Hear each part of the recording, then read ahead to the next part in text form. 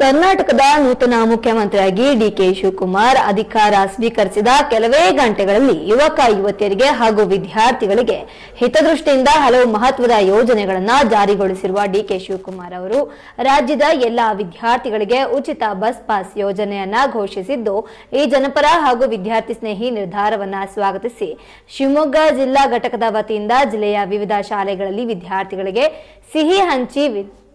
ಸಿಹಿ ತಿಂಡಿ ಹಂಚಿ ಸಂಭ್ರಮಾಚರಣೆ ನಡೆಸಲಾಯಿತು.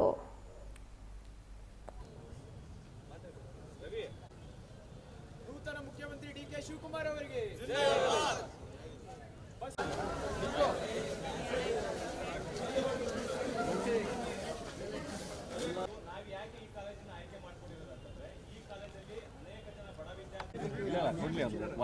ವಿಜಯಣ್ಣನ ಕೈಯಲ್ಲಿ ಒಂದು ಎಡ್ದು ಕೊಟ್ಟು ಫೋಟೋ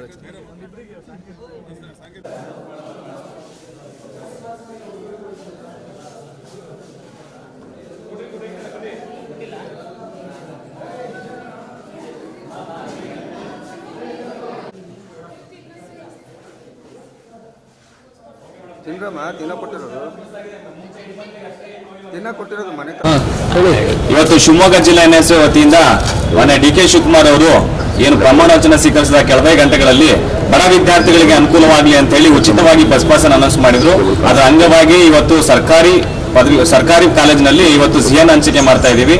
ಡಿಕೆ ಶಿವಕುಮಾರ್ ಅವರಿಗೆ ಬಡ ವಿದ್ಯಾರ್ಥಿಗಳ ಪರ ಇರುವಂತಹ ಕಾಳಜಿ ಇನ್ನು ಹೆಚ್ಚಾಗಿ ಅವರು ಮುಂದಿನ ದಿವಸಗಳಲ್ಲಿ ವಿದ್ಯಾರ್ಥಿಗಳ ಪರ ಅನೇಕ ನೀತಿಗಳನ್ನ ಅನುಕೂಲಗಳನ್ನ ಮಾಡಿಕೊಡ್ಲಿ ಅಂತ ಹೇಳಿ ಇವತ್ತು ಶಿವಮೊಗ್ಗ ಜಿಲ್ಲಾ ವತಿಯಿಂದ ಹಾರೈಸ್ತಾ ಇದ್ದೀವಿ. ಹಾಗೆ ನೂತನವಾಗಿ ಪ್ರಮಾಣವಚನ ಸ್ವೀಕರಿಸಿದಂತ ಡಿಕೆ ಶಿವಕುಮಾರ್ ಅವರಿಗೆ ಶಿವಮೊಗ್ಗ ಜಿಲ್ಲಾ ವತಿಯಿಂದ ಹಾಗೂ ಸಾವಿರಾರು ಲಕ್ಷಾಂತರ ವಿದ್ಯಾರ್ಥಿಗಳ ಪರವಾಗಿ ಅಭಿನಂದನೆಗಳನ್ನ ಈ ಸಂದರ್ಭದಲ್ಲಿ ತಿಳಿಸ್ಲಿಕ್ಕೆ ಇಷ್ಟಪಡ್ತೀನಿ.